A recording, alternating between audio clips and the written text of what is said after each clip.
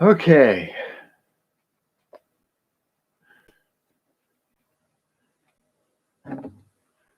Just 'cause I happened to wander into the Brass Goggles forum and see the discussion about League of Extraordinary Gentlemen and how some people didn't like it. Just because that was back in the realm of topic where I was talking about rewriting that whole concept. And that's sort of one of the areas we got started in when we did this last time. So I guess I should probably start with the recap of what we're doing. So each night this week and most of this past week, I guess, we've been doing restart. Usually when asked about people talking about anybody stealing somebody else's ideas, I encourage anybody to take any idea I produce here, maybe with the exception of my role-playing universe, and create a story and share it. Because here's the thing. I have always and will continue to express my experience working with other writers is that if you give a group of writers all the same setting, character design ideas and whatnot, and tell them to write a story, when they all come back together, they will have each of them a very different story. Because in the process of writing something, everybody is communicating something about their thoughts, their feelings, their experiences in life. So every story that they tell takes on those building blocks and kind of sends them through the lens of the character, the setting, and the story idea. All of that is a lens through which the writer themselves is reflected. So no two writers are ever really going to communicate the same thing in the same way. So every story has the possibility of being completely different based off of different writers. Now, I'm not saying you can't feasibly have two people trying to write the same story or have one writer copy another writer. You can totally do that. But I'm saying, given the same building blocks, any two writers will oftentimes write entirely different original works.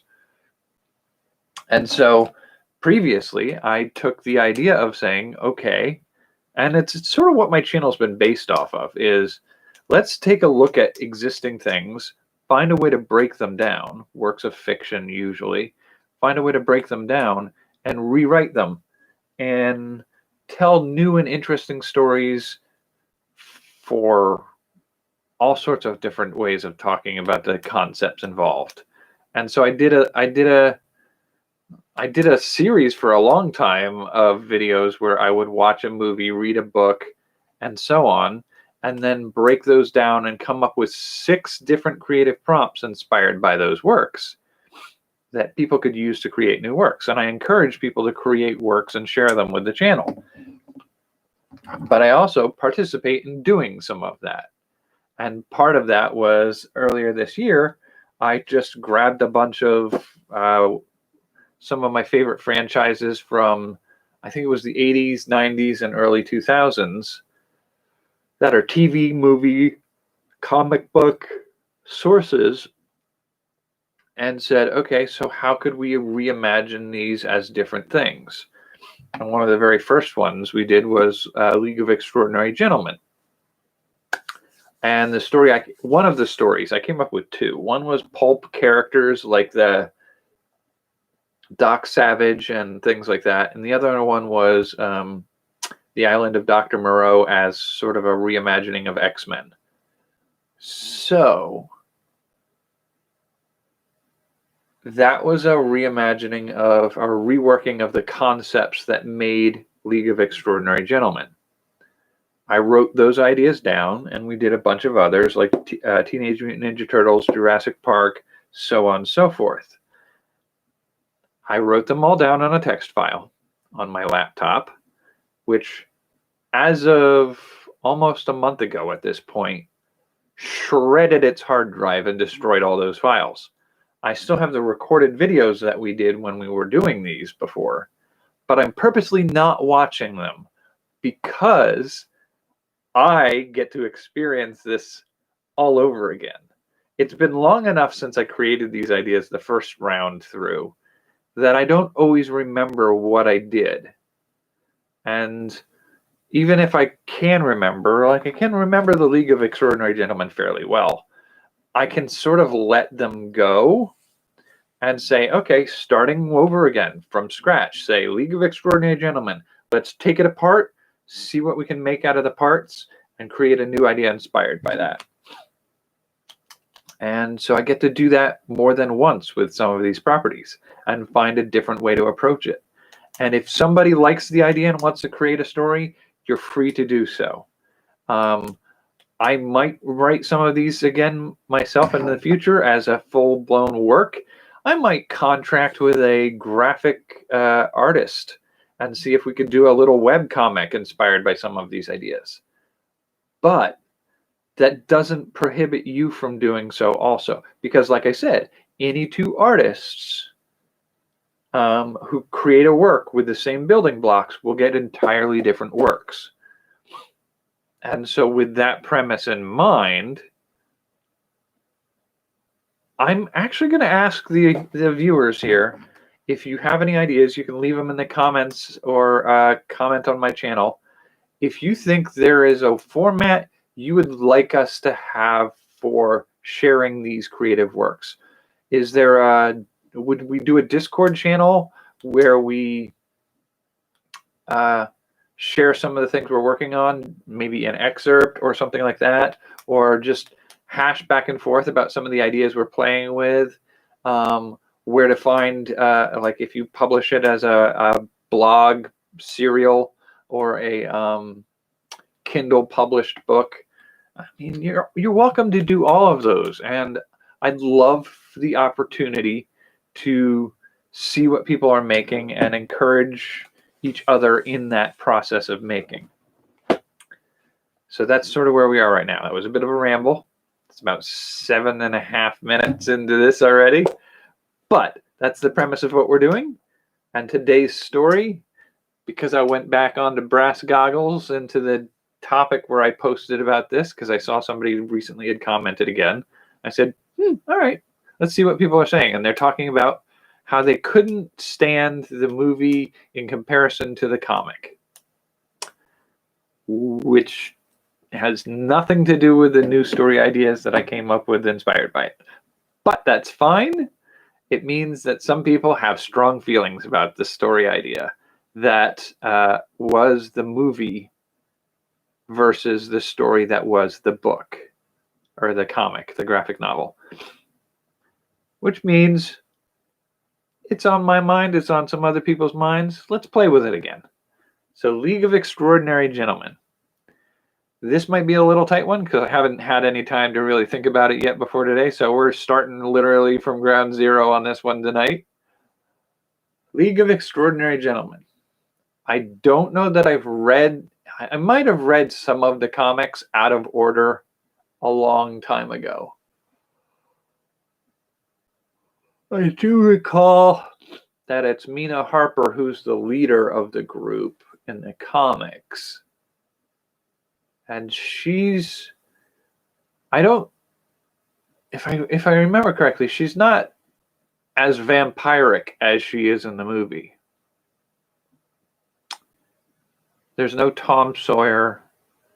And I don't know if Alan Quartermain really has any role in it. I can't remember. There's no Dorian Gray. So that's sort of all I remember of the graphic novel. Well, that's sort of what I remember of what differentiates the graphic novel from the movie. In the movie, you have Dorian Gray, Mina Harper as a vampire, Dorian Gray as an immortal who can't be harmed because of the mystical painting, and Dr. Jekyll and Mr. Hyde, The Invisible Man, Captain Nemo, Tom Sawyer, Alan Quartermain. Is there somebody else? I feel like I'm forgetting somebody. We can always pull it up. Okay, so League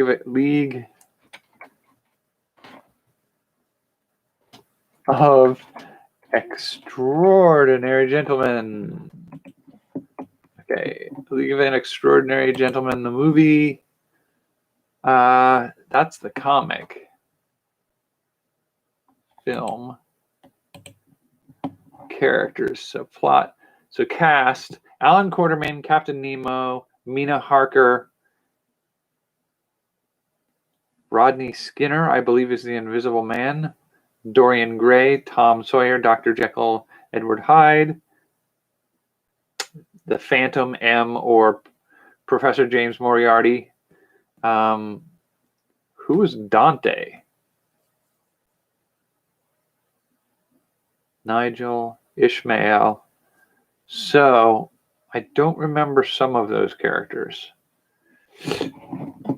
Dante was... I don't remember who that was. Alan Quartermain.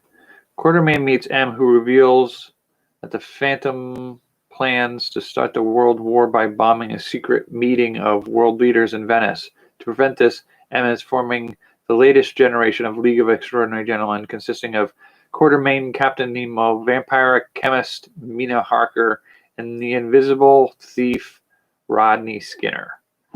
And I believe actually in the comic, it's a different Invisible Man. This Invisible Man is the guy who stole the formula from the original or something such thing like that. But what you have in the comic and in the movie is a common thread of their foundations being an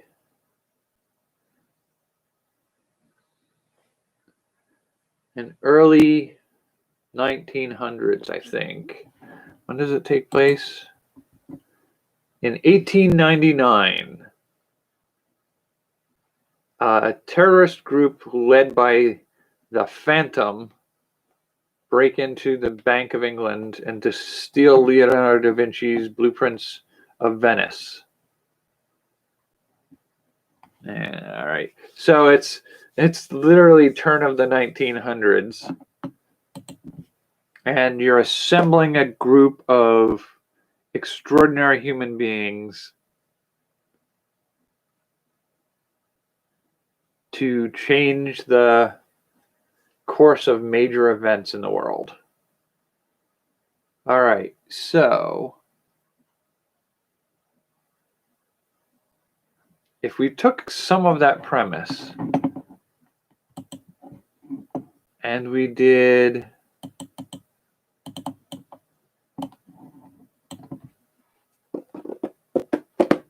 that's hard to say. Like, I'm trying to think, like, who would be the equivalent of supernatural literature characters from 2000? That's part of what I want to play with tonight, I think. So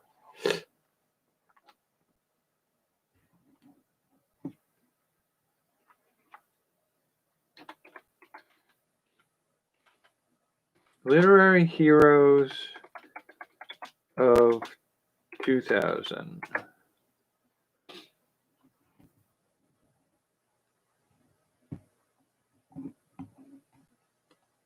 Okay, 10 book characters we all wanted to be in early 2000s. I feel like this is probably going to be wrong. Sisterhood of the Traveling Pants, Artemis Fowl, Alex Rider. Who the hell is Alex Rider?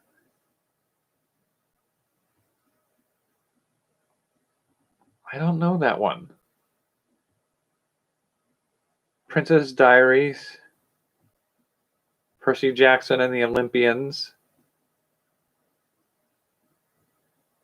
The Protector of the Small? I don't know that one. The Goose Girl, they're characters in other time periods. Do we not have any heroic fiction from...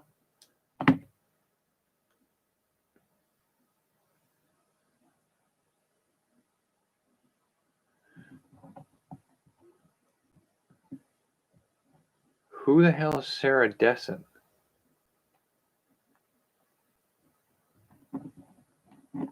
I don't know most of it. That's clearly written for somebody else.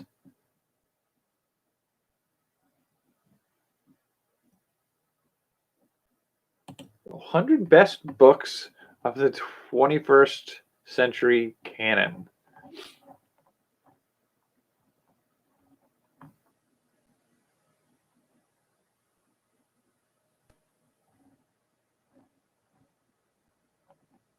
Like, so who's assigning these titles?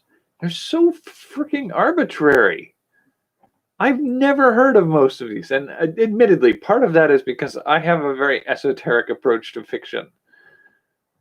I read things that most other people don't read.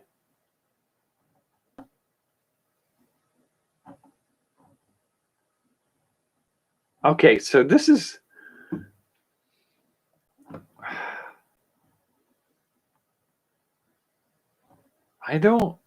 None of this is... All right, fine.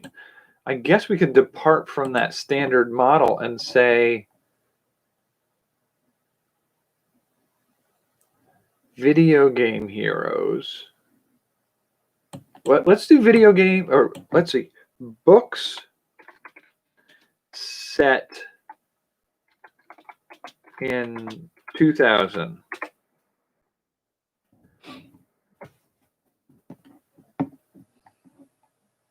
Fiction set in 2000. How is this a thing I have to click through 5 different times to get there? Just tell me the names of some of these pieces of fiction.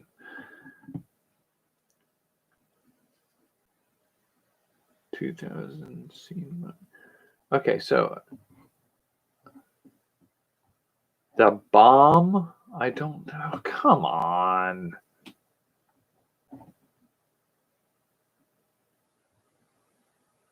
The Door into Summer.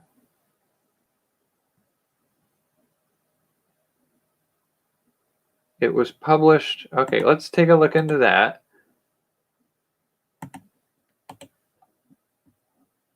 Faithful Robot. I'm very curious about that. In the Flame, JLA, Act of God, The Journey. No.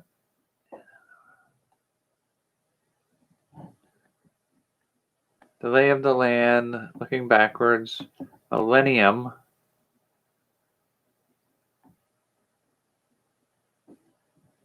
Number 12 looks just like you. Okay. Orange Mocha Chip Frappuccino is a 2003 novel by Irish journalist and the third in a series of... Okay, that doesn't tell me anything. Red April. Of a whodunit novel by Santiago. All right, that Refugee Boy.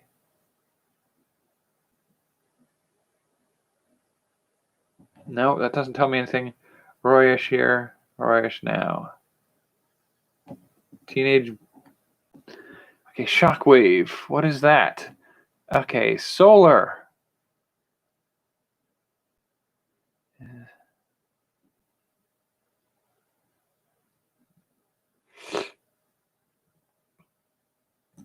Space Traders. Superman. Last Stand on Krypton. Why Not Me? Year of the Quiet Sun. So some of these are published in earlier decades. Okay, but okay. We've got A Door into Summer is a science fiction novel by American writer Robert A. Heinlein, originally serialized in the Magazine of Fantasy and Science Fiction. It was published in hardcover in 1957.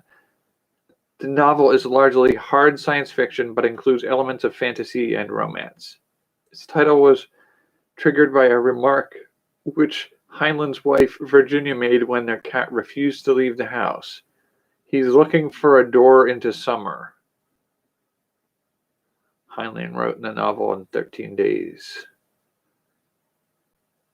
The idea for the novel came from an incident outlined by Heinlein later. When we were living in Colorado, there was snowfall. Our cat, I'm a cat man, wanted to get out of the house, so I opened the door for him, but he wouldn't leave. Just kept crying. He'd seen snow before, and I couldn't understand it. I kept opening other doors for him, and he still wouldn't leave. Then Jenny said, "Oh, he's looking for the door into summer." I threw up my hands, told her not to say another word, and wrote the novel, The Door into Summer, in 13 days. The novel opens in 1970 with Daniel Boone Davis, an engineer and inventor, well into a long drinking binge. He has lost his company, Hired Girl Inc. That sounds bizarre. To his partner. She had been Dan's fiancée, deceiving him into giving her enough voting stock to allow her and Miles to seize control. Dan's only friend in the world is his cat, Pete, a feisty cat who hates going outdoors in snow. Hired Girl Inc. manufactured robot vacuum cleaners, but Dan had been developing a new line of all-purpose household robot, Flexible Frank. When Miles announces his intention to sell the company, and Flexible Frank, yada yada yada, wishing to stay independent, Dan opposed the takeover, but is outvoted and then fired as chief engineer. Yada yada. Hired Girl stock. He elects to take cold sleep, hoping to wake up 30 years later in a brighter future. The examining doctor at the cold sleep facility immediately sees that Dan has been drinking. He warns him to show up sober or not at all 24 hours later for the actual procedure. After becoming sober, Dan decides instead to mount a counterattack. First, he mails his hired girl stock saying, whatever. Dan wakes up in 2000 with no money to his name and no idea how to find the people he once knew.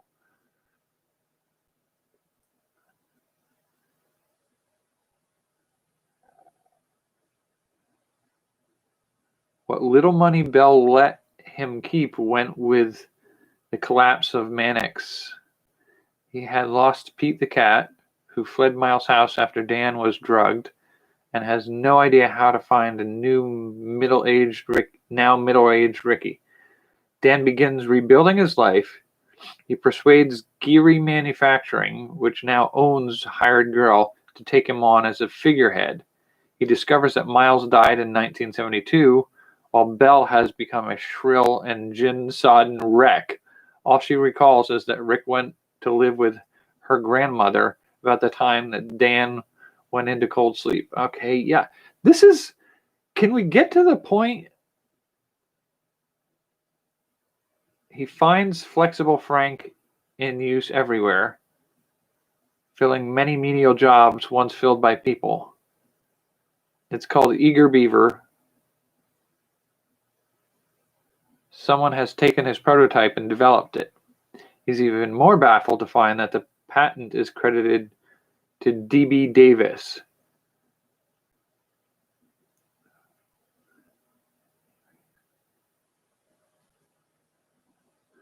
Okay.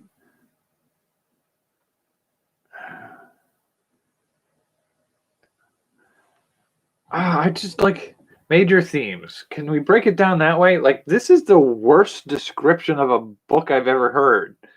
Major themes. Some of Heinlein's most famous stories, such as All You Zombies, feature time travel in which the protagonist recreates himself using a time travel paradox. This novel follows a similar theme, although the paradox is not central to the story. The idea recurs in the novel such and such. The novel is also post-apocalyptic in that it takes place after a nuclear-armed conflict. Yeah, it mentions This is just a terrible description of anything. I got no sense of what any of that was. That's a horrible way to write a description. Thanks for your uselessness, guys. Drop Dead Beauty is a 2007 novel and the sixth novel in Santiago's novel series. The story takes place in 2007. The story focuses on a character who seeks revenge against Santiago whatever is responsible for the death of his grandfather. Why is this in the hope is arranging to meet up with a mysterious boy on the internet in the hopes of making an ex-boyfriend jealous. However, the mysterious boy turns out to be a middle-aged man named Henry. She did not cast him for a movie which was developing on the day of the meeting. Henry and his that's good Lord, we do not have any useful fiction from the turn of where the characters are from the turn of 2000. That's sad. Like, what happened to all the... That's a really sort of crushing realization to land on. Okay. Faithful Robot is a 1961 comedy, mystery, drama, science fiction TV play. Golly, that's a bit of a mess. And this story turns a common science fiction trope upside down. Rather than a human creates a perfect robot, a robot creates a perfect human. At the same time, it is a story of a robot which breaks away from the human control. The story is set in the year 2000. A detective writer, Tom, receives a humanoid robot in the mail. The sender claims they sent nothing, but eventually is convinced Klempner to use a servant he got for free. Becomes increasingly annoying in his efforts to serve the master. At a party, a police inspector tells the story of a runaway robot obsessed with the idea to create a perfect human. The robot skips from owner to owner by boxing and shipping himself. And the police inspector is in the pursuit of the robot. Later, the story reveals that the groomer created a copy of Klempner and was about to poison the original. But when Klempner did not give away groomer to the police inspector, the robot changed his mind. One day during lunch, Klempner sees another person and after a while notices the stranger wearing his clothes. In the following quarrel, the stranger claims that in fact his own robot, the house and all. Eventually, Groomer poisons both of them and ships himself further. It's just so golly. Like, where are all the heroes and the oh god. 1992, extraterrestrials arrive on Earth and offer the United States gold, safe nuclear power, and other technology advances in exchange for governments handing over all black U.S. citizens. The story posits that the people and political establishment of the U.S. would make such a transaction and pass a referendum to enable it. That's messed up. Where is all the, golly, that's sort of depressing. All right, here's another thing we can try. Let's try video game characters. Video games set in 2000.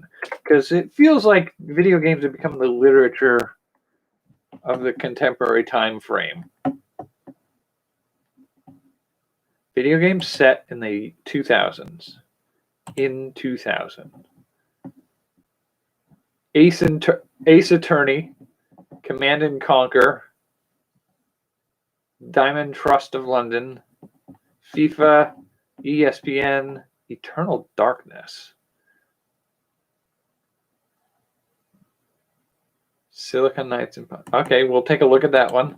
Grand Theft Auto, Hitman Codename 47, House of the Dead 2, Mystery of the Druids.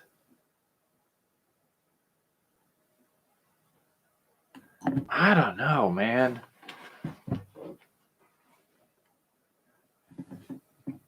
Typing of the Dead, Party Hard video game, Road War 2000, Tom Clancy's Rainbow Six.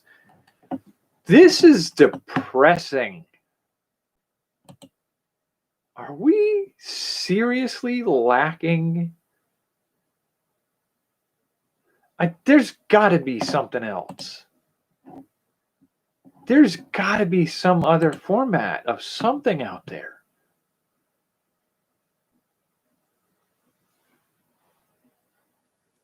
Like a contemporary figure.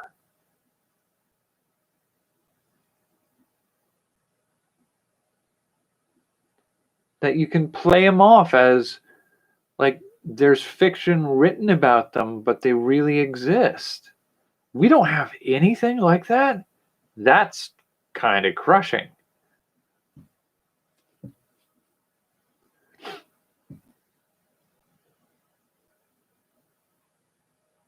I don't know how to deal with that. We need to fix that badly. It almost offends me.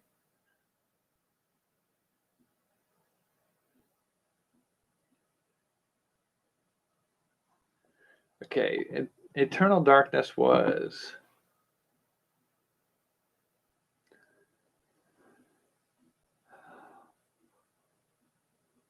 oh, God.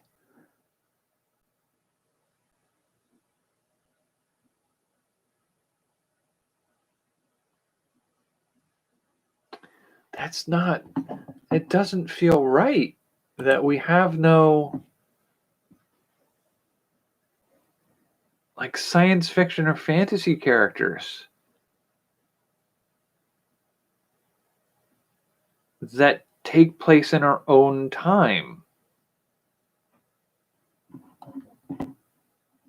That's not right. Modern science fiction.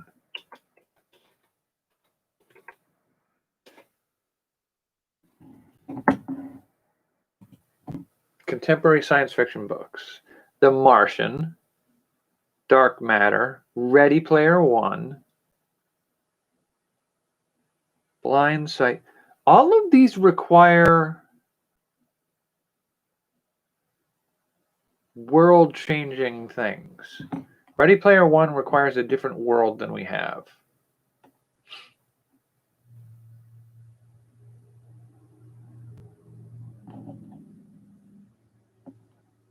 Three Body Problem, Seven Eves. These all take place in the future. Diamond Age, A Young Lady's Illustrated Primer, which is a good book. I honestly do really like that one. Hyperion. These are not... wow.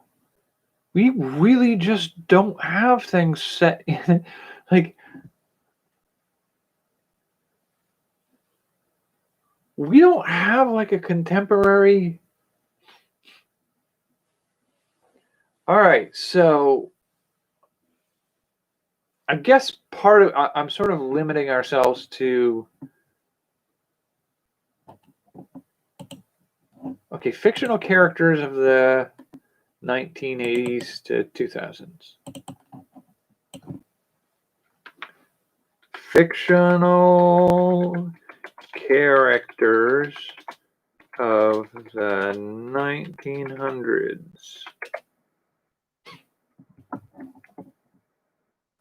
Molly Bloom. These are all too old. Work with me. No, I'm not looking for... okay, let's just... 100 most iconic fictional characters. Superman, Mickey Mouse, James Bond. James Bond is one we can play with. Batman, Dorothy Gale. Oh, from Wizard of Oz. Darth Vader, The Tramp from Charlie Chaplin, Peter Pan, Indiana Jones, Rocky Balboa, Vito Corleone, Han Solo, Homer Simpson, Archie Bunker, Norman Bates, King Kong, Lucy Ricardo from Lucy, I Love Lucy, Spider-Man, Barbie, Spock, Godzilla, the Joker, Winnie the Pooh, Popeye, Tarzan, Forrest Gump. Oh my God, could you imagine a story of Forrest Gump and James Bond? Oh God, that would be hilarious. Hannibal Lecter, Big Bird, Catcher in the Rye with Holden Caulfield, Tony Montoya from Scarface, Tony Soprano, The Terminator, Jon Snow from Game of Thrones? That's a different time period, though. Citizen Kane, Scarlett O'Hara, Gone with the Wind? That's not contemporary. Marty McFly. Oh, okay. So now we're starting to get somewhere with some of this. Let's pull ourselves up a little bit of a file here and do James Bond,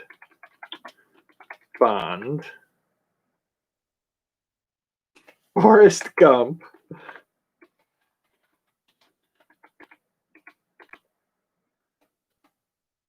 Marty McFly. That could be fun just to play around with. Okay. Ricky Blaine, Saga Play. Everybody Comes to Ricky. I don't know that one. Man with No Name. A Fistful of Dollars. Man with No Name. I don't know that one. Charlie Brown. Meh. E.T. So actually, we could do Terminator, potentially too.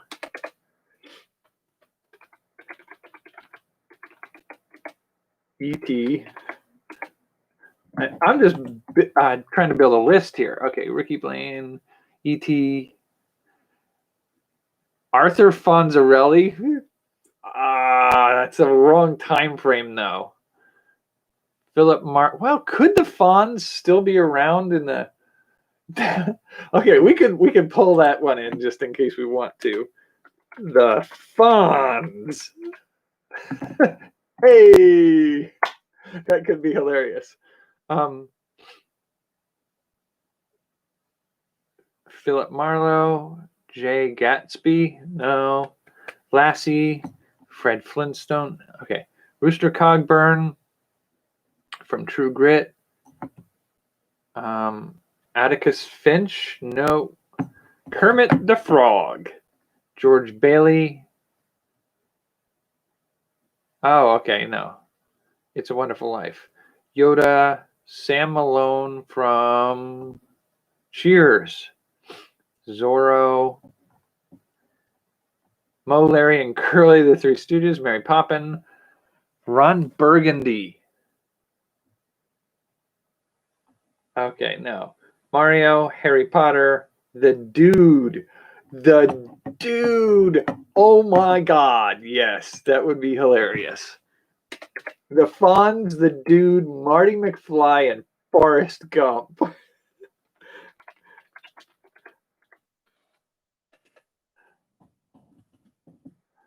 Oh God.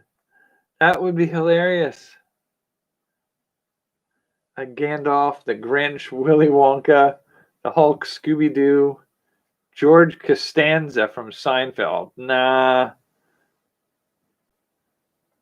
Well, you could do Kramer from Seinfeld, honestly.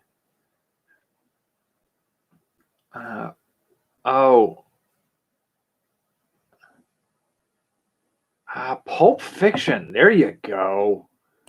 That's a good one.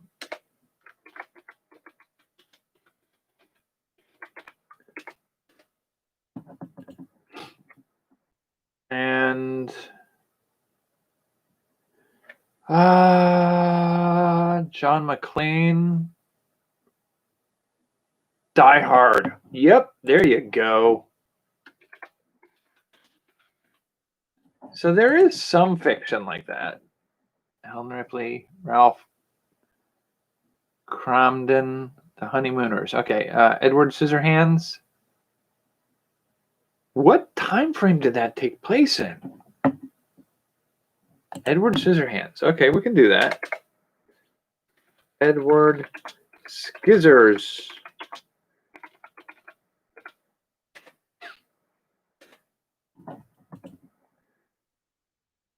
Okay, Eric Cartman.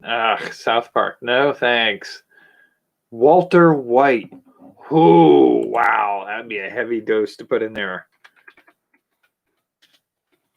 But I think that's more contemporary, wasn't it? He's not a 90s, 2000s kind of character. I still want to kind of keep it around like it happens around 2000.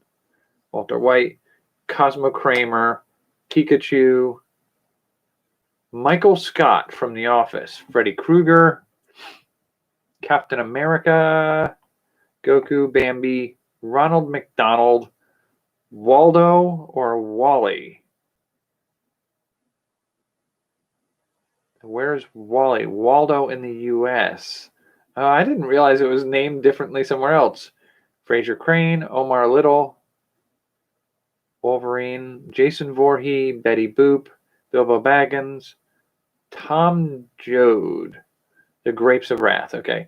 Tony Stark, Porky Pig, Travis Bickle from Taxi Driver, Hawkeye Pierce. Ooh, well, I don't know. That's a little bit hard to do. Don Draper, Cliff Huxtable, Jack Torrance, The Shining. Ooh, I don't know. We'll take a look at that.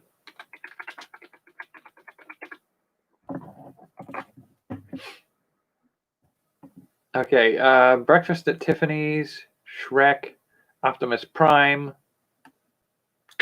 Sonic. Well, I mean, we could maybe do that. Transformers, nah.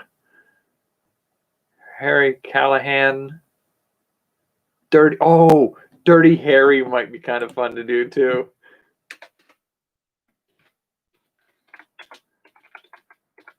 Okay, so there are a couple different ways we can go with this. I don't know if any of them would bear any real useful fruit. I may come into this completely different tomorrow, though. When does Dresden Files take place?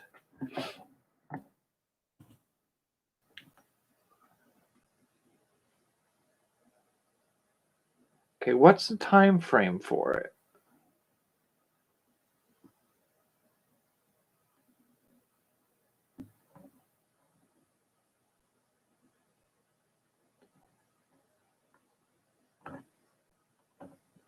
What year does the Dresden Files take place in? What year does the Dresden Files take place in? I shouldn't speak out what I'm typing.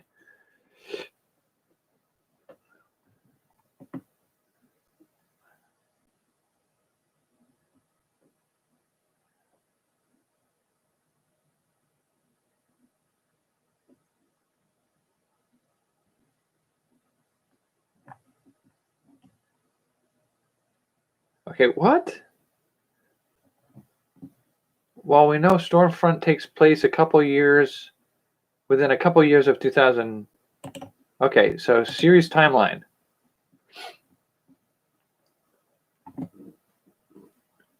While we know Stormfront takes place within a couple years of 2000, it's impossible to pin down exactly what year it takes place due to continuity errors. In the interest of keeping the series timeline internally consistent, we've adopted the convention of before Stormfront and after Stormfront.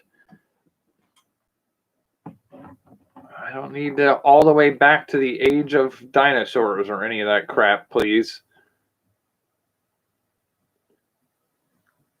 So, like a Harry Dresden character.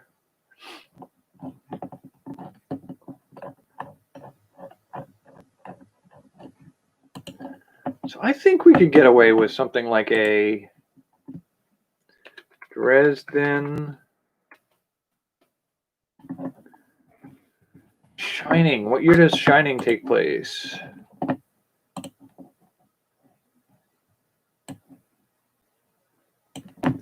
The Shining. I probably spelled that wrong, but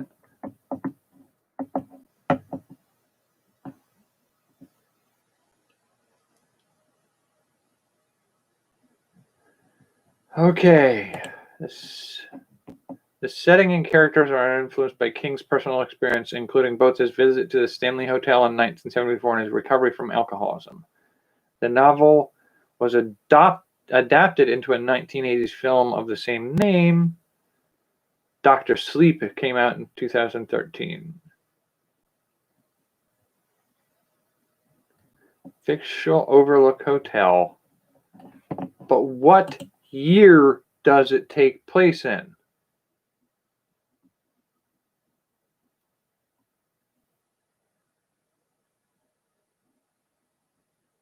You're making this too hard to do the research right now, and it's ticking me off a little bit. Okay, so Dirty Harry could be something I could do with a action hero setup. And we would do Dirty Harry, Die Hard, McClane.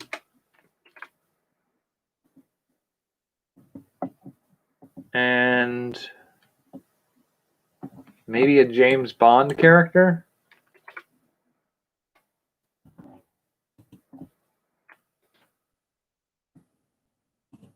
And you could almost, okay. I was going to say, you could almost mix up a batch of all the action heroes that Bruce Willis has played and just make a team of them. That would be kind of hilarious. But, okay, so bumbling, fun guys. Marty, could we do a Marty McFly? That's got to be a question for you. Okay, The Shining, Dresden, Marty McFly, or Doc Brown.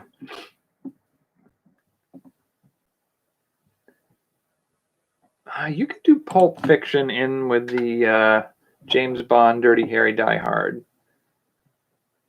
The Dude, the Fonz. You can probably do a McFly. I could double post him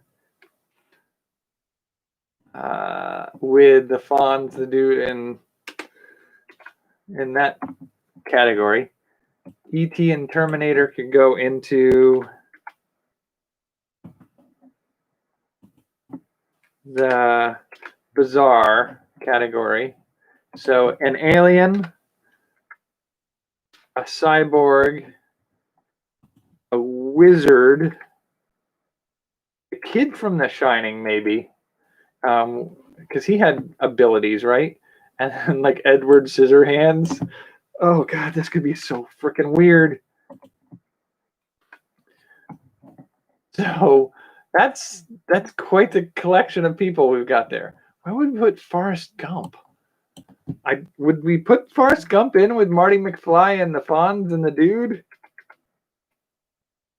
I don't know. And Walter White maybe in with the badasses. Okay, so we've got the Lovables, the badasses, and the weird. Okay, that's kind of funny. I could probably refine some of these lists a little bit better than that later tonight. We're kind of at 50 minutes here. We're almost at 12:30, so I'm going to call it here soon.